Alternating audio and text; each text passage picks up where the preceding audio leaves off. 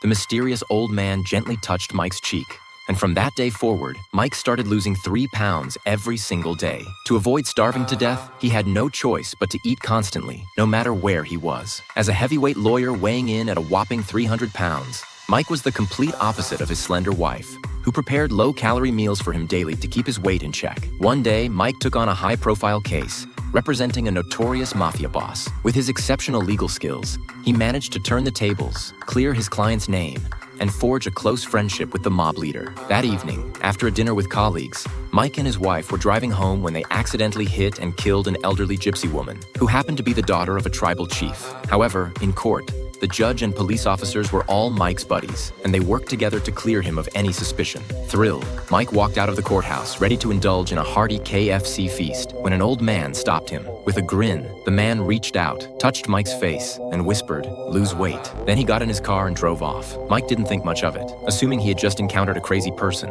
However, in the days that followed, strange things started happening. Mike's weight began plummeting at an alarming rate, shedding 3 pounds every day. At first, he was overjoyed, thinking he might become the fastest weight loser in all of New York, but his excitement quickly turned to unease. While playing golf with the judge, Mike learned that a few days earlier, the judge had also been touched on the cheek by an old man, and since then, his skin had started to decay. Hearing this, Mike instinctively touched his own face, overcome by a strong sense of foreboding. In just 10 short days, Mike had lost a staggering 100 pounds, leaving even his wife in shock. Concerned about his health, she suggested he go to the hospital for a checkup, but the medical report showed no abnormalities. In fact, Mike was healthier than the doctor himself. Relieved by the results, he happily returned home and continued his KFC binge. But no matter how much he ate, his weight kept dropping. Meanwhile, the judge's condition grew increasingly bizarre. Mike learned from the judge's wife that when the gypsy man had touched the judge, he had whispered a single word: lizard. Since then, scales had started growing on the judge's skin. The judge's wife was distraught, blaming everything on Mike, convinced that he had brought this terrible curse upon them by killing the gypsy woman. Growing more frightened by the minute, Mike hired a detective to track down the gypsies. Finally, beneath a Ferris wheel,